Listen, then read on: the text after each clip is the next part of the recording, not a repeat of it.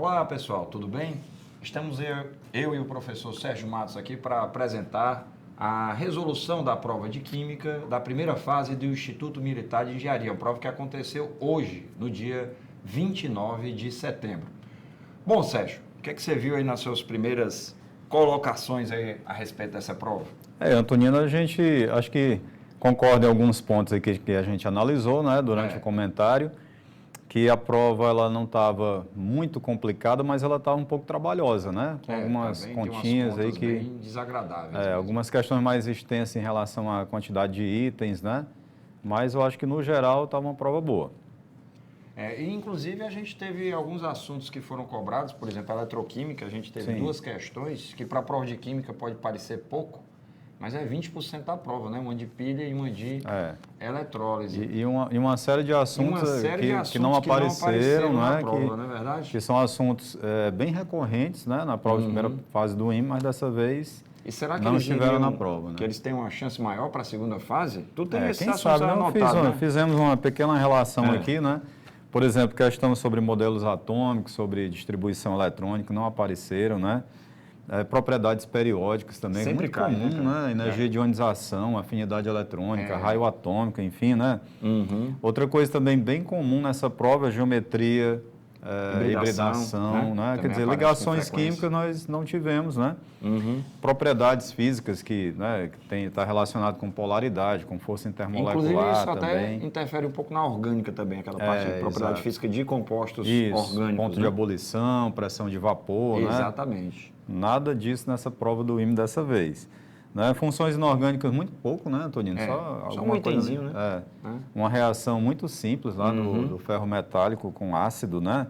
Porque mais gases também, pouquíssimo. Né? Nada de equação de Clapeyron, ou lei de efusão, ou, né? Nada muito específico. Nada muito específico, é verdade. Cinética química também, né? Nada. Que é um assunto que você trabalha com as turmas. Mesmo, né? Nada mesmo. Zerinho. Equilíbrio iônico também pouquíssimo, né? Teve a do pH 8, um item sobre o pH, uma suposta pegadinha, mas acho que um pouco já batida, né? Ali, inclusive já caiu na segunda fase da prova do IME essa pegadinha, que é quando o aluno precisa colocar o H+ da água. Exatamente, que vai interferir, equação, né? Pois é isso, né? Os assuntos que, assim, são recorrentes, mas dessa vez não estiveram presentes, né? Vamos falar sobre a prova, então, como é que foi ela aqui? Vamos ver o que apareceu de fato, né? Pronto. Então, a gente começa com a questão de eletroquímica, ou de pilha. Na minha opinião, uma questão bem tranquila. Sim, bem tranquila mesmo. Tinha só, acho que no primeiro item, algo que poderia ser, assim, uma pegadinha, talvez, né? Quando ele dizia que a reação era espontânea, porque quando olhava o potencial, ele era negativo para redução e ficava positivo para oxidação. Mas nem por isso era o que acontecia nessa pilha, né? Exatamente, porque ele reduz o X e oxida o Y, né? Que seria o processo espontâneo, né? E no mais foi sentido do fluxo de elétrons, fluxo de íons e tal, né? Você sabendo quem iria se reduzir, quem iria se oxidar, no mais estava tudo decidido. Ele né? não colocou nenhuma equação de Nernst, nada do tipo, Perfeito. Vamos para a 32, então? A 32 é aquela de equilíbrio, né? A de equilíbrio. Questão 32, eu acho que ela não está na página. Deixa eu ver. Não está. Mas era uma reação de esterificação, né? Reação um tanto comum, em que o aluno teria que lembrar que a água entraria na constante de equilíbrio, não é mesmo? É a situação que é aquela do ácido mais álcool dando éster Isso. mais água, né? A esterificação de Fischer, né? Que é a esterificação comum. E no mais era um cálculo de equilíbrio químico envolvendo essa reação, né? Era uma continha meio chata, né? Sim. Diga-se de passagem, mas assim, dá para o cara um pouquinho de jogo de cintura. Ia gastar um pouquinho mais de tempo nela, né? Aí o cara que faz IME, o cara tem uma habilidade com matemática, né? Tem um requintezinho. Tá acostumado com isso, né? Como diria um professor meu na faculdade, ele tem traquejo matemático. Já tem a manha. Já tem as manhas. E sem contar a manha que você passa também nas aulas, né, Antonino? Você tem que lembrar, né? O velho Sambarov, aquelas sacadas, aquelas saídazinhas rápidas, assim, na fisicoquímica, só o Antonino percebe, já conhece, né? O velho Sambarov. A 33 era de propriedades coligativas. Espera aí que eu saí dela, ó, que eu achei que eu estava na 32. Pronto, beleza. Aí a 33 aí. Que era Não, mas a 33 está com o texto da 34. Ó. A 33 está trocada aqui. Esse que está aí no ar então, não é a 33. A gente fala sobre ela assim mesmo, né? A 33 era uma questão literal de propriedades coligativas, ela utilizava tanto o efeito crioscópico quanto o ebulioscópico, né? Uma solução de sacarose na água. Então, era aplicar as fórmulas da crioscopia, da ebulioscopia e aí a solução era tranquila. Substituição direta. E não tinha nem fator de correção, né? Não, nada demais, era toda literal. Né? Não tinha fator de Van 't Hoff, né? Quer dizer, então, tem mais é igual a 1, né? A gente reclamou da conta, mas dessa vez não teve conta. Não, essa foi uma literal simples, né? Que era para encontrar a massa da sacarose na solução. Aí vamos para 34 aqui, Sérgio. 34. Aí o texto da 34 está na 34, aí está certo. Aí está tudo certinho, que é de eletrólise. Tá né? A de eletrólise, a segunda de eletroquímica na prova. Sim. É um raciocínio que já apareceu na prova do IME na parte aberta. Tá? Já é um raciocínio antigo, onde ele promove uma eletrólise da água. Ele usou o ácido sulfúrico, na verdade, só para ser o eletrólito. Ele promove a eletrólise da água. Então, pelo nível de água, de solvente que diminui, o soluto fica mais concentrado. Só que ele não diz quanto do solvente diminuiu. Então, ele tira uma alíquota dessa solução final, já mais concentrada, faz uma titulação, descobre a concentração e com essa concentração você descobre o volume final. E ao descobrir o volume final, você descobre quanto de água sofreu nessa eletrólise. Então foi mais ou menos esse procedimento aí. Agora rezar para ele não ter errado conta, né? Mas era um pouquinho trabalhosa então, né? Trabalhosa. Até porque ele não pedia também a quantidade de água. Né? Quando caiu na segunda fase, ele pedia negócio de carga, corrente, tempo. Dessa vez ele facilitou um pouquinho, ele tinha um volume inicial que na minha conta deu 2001, Sim. Tá? Arredondando aqui o volume final deu 1801, aí você tem mais ou menos 200 litros de água que sofre eletrólise, e aí eu não preciso achar a carga, eu vou direto para os gases que são formados. Certo, faz só a estequiometria lá, né? Porque a reação já estava lá em cima, né? Sim. A reação já estava aqui em cima, aí eu já só fazia a proporçãozinha de 1 para 1,5, né?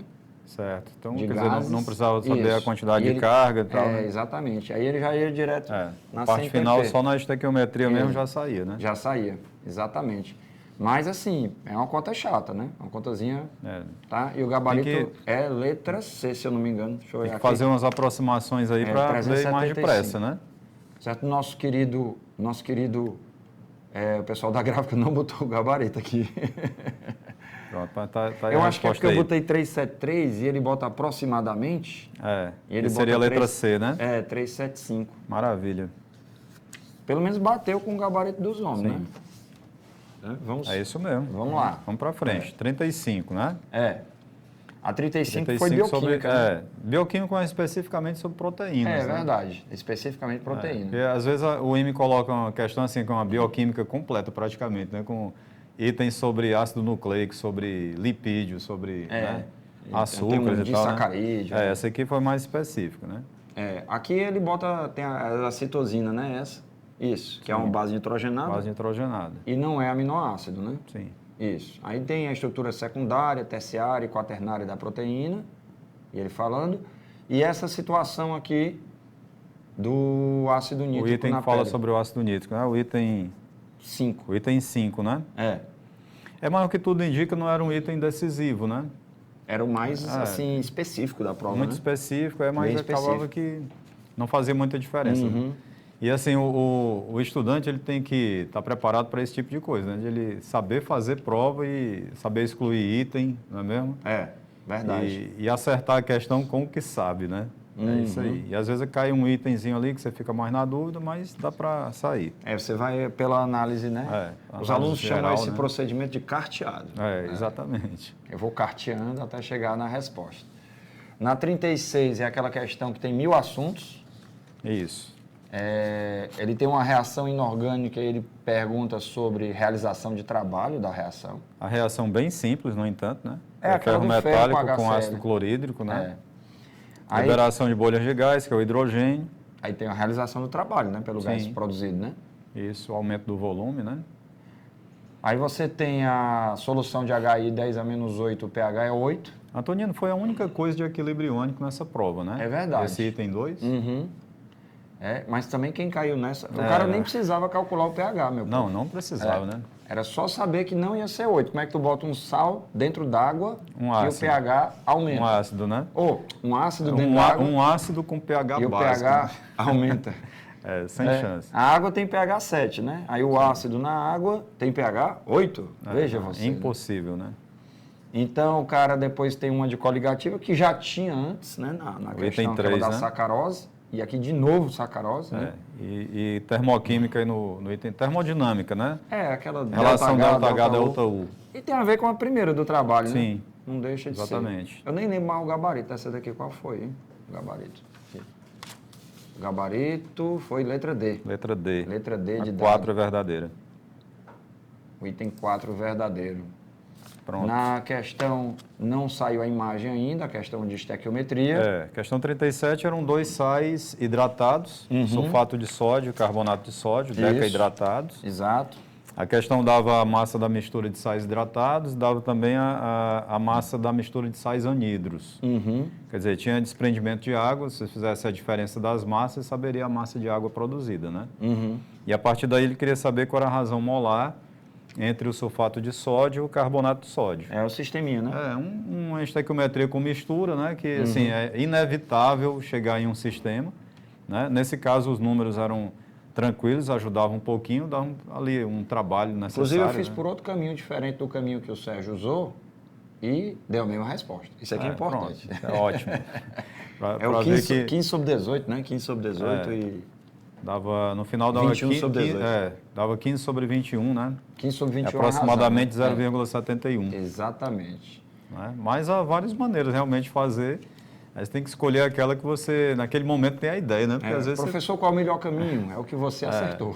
E às vezes você está ali no calor da prova, você imagina um caminho, é um caminho longo, mas acertou, tá valendo. Tá valendo. Né? É verdade. A 38 é termodinâmica, né, Sérgio? Já que era o ΔH e ΔS. A gente conferiu umas 3 vezes essa conta. A conta é chata, viu, meu povo?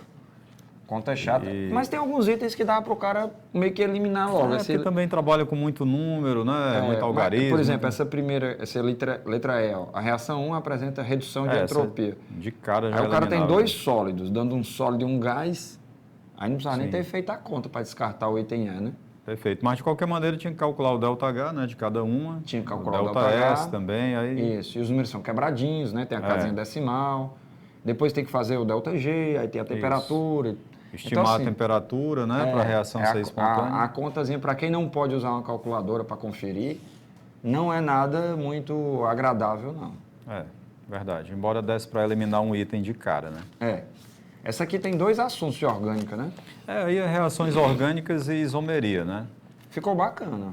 Ficou legal. Eu não sou especialista do assunto, não, mas... Eu preferiria, no entanto, a reação 1 ali, ela ser representada com estrutura espacial, mas tudo bem, dá para entender, né? Dá para entender. E outra, né? Reação de uma cetona com HCN, né?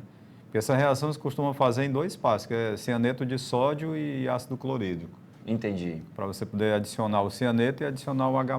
Mas, de qualquer modo, dá para compreender. E aí tinha quiralidade nos carbonos, né? Mas a afirmativa que ele dava ali, ela não era consistente com as configurações RS.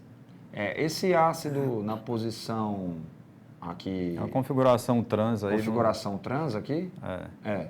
E aí não teria como haver formar a desidratação um aí, né? Porque teria que estar na configuração cis, para você poder ter uma carboxila ali pertinho da outra, e aí sim acontecer uma desidratação, que nesse caso é intramolecular, né? Aqui está o cis, ó.